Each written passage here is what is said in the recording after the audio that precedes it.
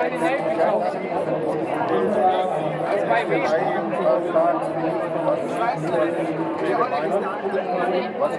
besser kann man arbeiten और यकम आई है और इसमें क्या बेहतर हो सकता है MLPD की क्या policy?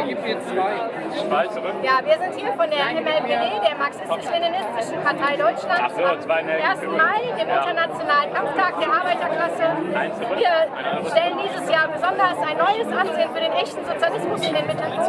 Wir müssen mehr diskutieren, wie wir zum Sozialismus kommen, zu einer befreiten Gesellschaft, wo die Bedürfnisse der Arbeiter, der Menschen und in Einheit mit der Natur im Mittelpunkt stehen. Weil wir haben es zu tun mit einer latenten Existenzkrise der Menschheit, globaler Umweltkatastrophe, Weltkriegsgefahr, auch weltweite Tendenz zum Faschismus, und da wird uns nur eine andere Gesellschaft, ein Kampf um den Sozialismus das lösen. Und darüber müssen wir viel diskutieren, dass wir das brauchen, aber auch wie der Sozialismus aufgebaut werden kann und erkämpft werden kann und auch verhindert werden, dass er wieder verraten wird und nicht wieder kaputt geht.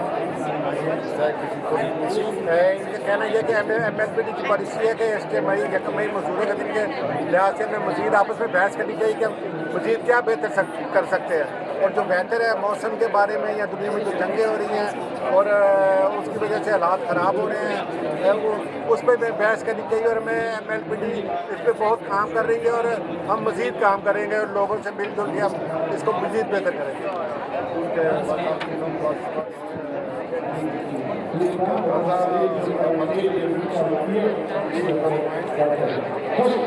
Ja, das ist ein sehr wichtiges Thema.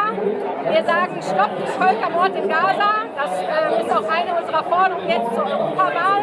Das ist ein Völkermord, was die israelische Regierung da macht. Und das muss unbedingt gestoppt werden. Wir sind gegen diese imperialistische Kriegspolitik.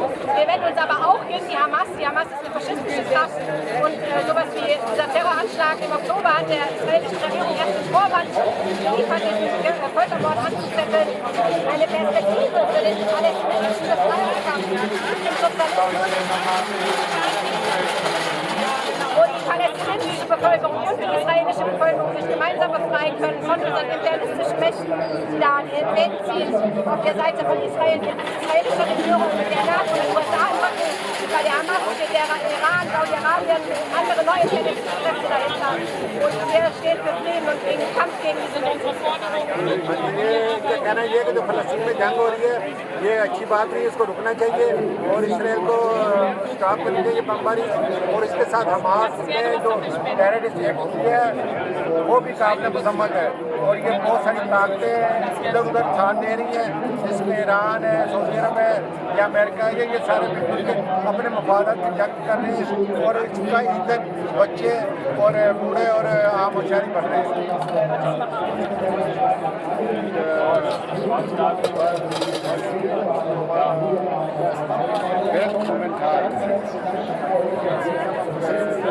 Oder in Deutschland